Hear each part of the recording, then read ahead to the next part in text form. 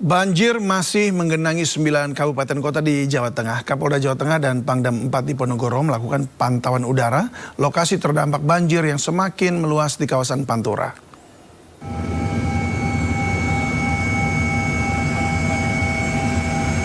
Sembilan kabupaten di kota provinsi Jawa Tengah, yakni Kota Semarang, Kabupaten Demak, Kudus, Pati, Kendal, Pekalongan, Grobogan, Jepara, dan Blora terdampak banjir.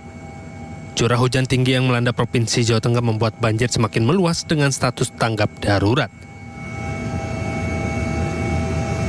Kapolda Jateng Irjen Pol Ahmad Lutfi bersama Pangdam Diponegoro Maijen Dedi Suryadi melakukan pantauan udara ke wilayah Jawa Tengah. Kapolda Jawa Tengah akan mengutamakan penanganan pengungsi karena banyak yang mengeluh sakit akibat banjir. Sedangkan penanganan teknis, pemerintah daerah akan meminta bantuan pusat melakukan pengerukan sungai yang mengalami pendangkalan. Curah hujan yang tinggi, kemudian drainase yang kurang kuat mengakibatkan masyarakat kita terdampak daripada banjir.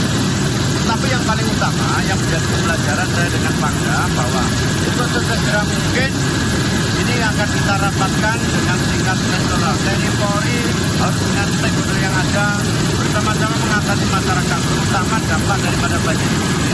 Pertama, pengungsi. Hingga kini banjir terparah terjadi di Kabupaten Demak, Pati, Kudus, dan Jepara. Sementara ratusan ribu jiwa terdampak banjir masih mengungsi di posko pengungsian daerah. Dari Semarang, Jawa Tengah, Wisnu Wardana, iNews melaporkan.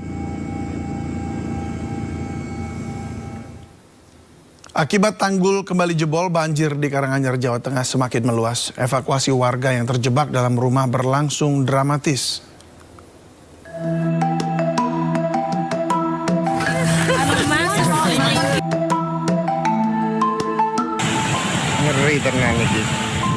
Tanggul Sungai Jeratun Seluma di Desa Nglampik, Wetan, Karanganyar, Demak ini kembali jebol, memperparah ketinggian banjir.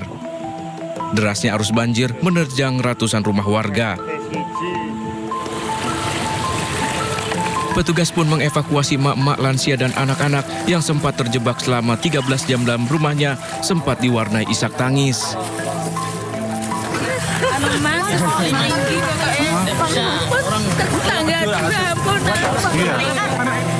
Ketinggian banjir di lokasi jalan nasional ini mencapai 2 meter, sementara di kawasan pemukiman warga lebih dari 3 meter. Minimnya perahu membuat warga masih bertahan di rumahnya menunggu dievakuasi. 3 meter, Bu? 3 meteran. Di rumahnya itu? Di rumah. Di Demak, banjir meluas di 88 desa di 11 kecamatan, memaksa puluhan ribu warga kini tinggal di pengungsian.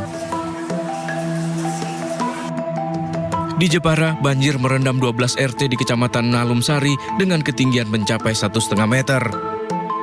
Banjir Jepara ini berdampak pada seribuan rumah warga. Dari Jepara dan Demak, Jawa Tengah, tim kontributor iNews melaporkan.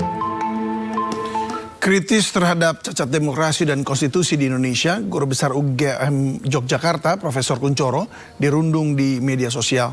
Tak hanya itu saja, pakar psikologi UGM ini juga pernah didatangi orang tak dikenal.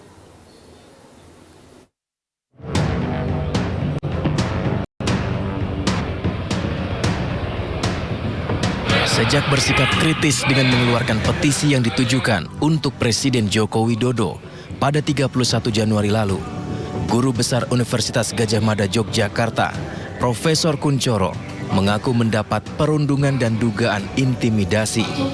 Perundungan ia terima melalui media sosial. Tak hanya itu saja, kediaman Guru Besar Psikologi UGM ini juga pernah didatangi oleh orang tak dikenal. Kemudian yang didatangi ada orang yang mengaku dari Kalimantan Selatan datang, tapi tidak jelas juga gitu, istilahnya pada satpam. Kemudian ditanya apakah sudah ada perjanjian belum, ternyata tidak. Hari kedua dia datang lagi dengan satpam, dia marah-marah. Pasca pemilu 2024, Profesor Kunchoro lagi-lagi kembali menerima dugaan intimidasi. Kali ini melalui WhatsApp dari seseorang dengan nomor menggunakan foto profil logo KPK. Dugaan intimidasi ini diduga ada hubungannya dengan aksi moral bertajuk Kampus Menggugat Tegakkan Etika dan Konstitusi yang digelar Sivitas Akademika UGM pada 12 Maret lalu. Orang yang membuli itu di atas nomor WA-nya itu menggunakan kop KPK. Nah, yang ini saya dibuat seperti itu, saya tidak takut karena tidak benar. Mosok KPK kalau kemudian pada saya seperti itu. Nah, ketika saya gertak bahwa akan saya laporkan, setelah itu dia diam, tidak ada punya pengaruh apa-apa.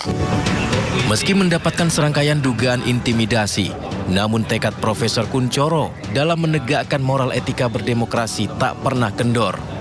Ia menegaskan jika petisi dan gerakan kampus bukanlah didorong kebencian terhadap Presiden Joko Widodo, melainkan demi masa depan demokrasi dan konstitusi Indonesia. Dari Sleman, Yogyakarta, Heru Trijoko, iNews melaporkan.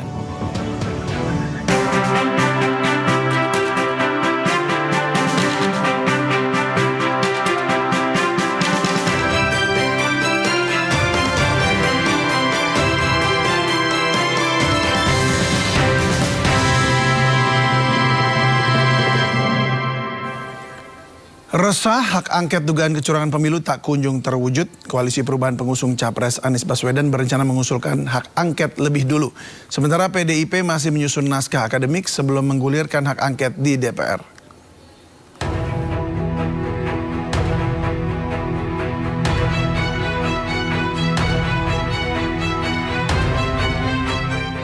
Koalisi Perubahan pengusung Capres Anies Baswedan berencana mengusulkan hak angket dugaan kecurangan pemilu di DPR lebih dahulu.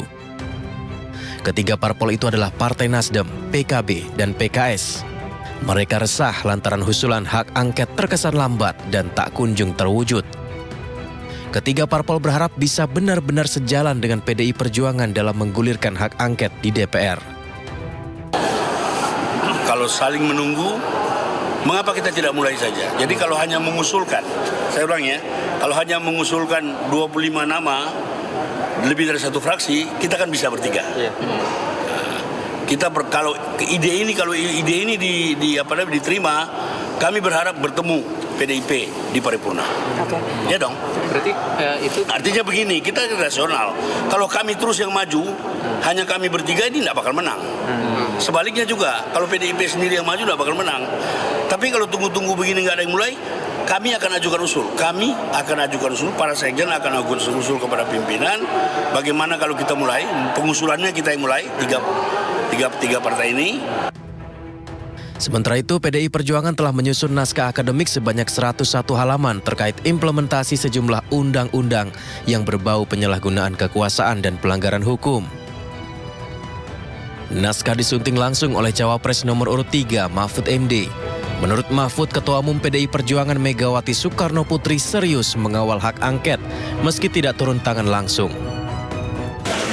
Tadi saya katakan Bu Mega itu bukan tidak mau memimpin.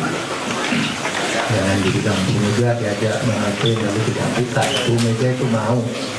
Tetapi ini belum saatnya karena perkembangan politik itu masih dinamis, masih banyak yang akan terjadi.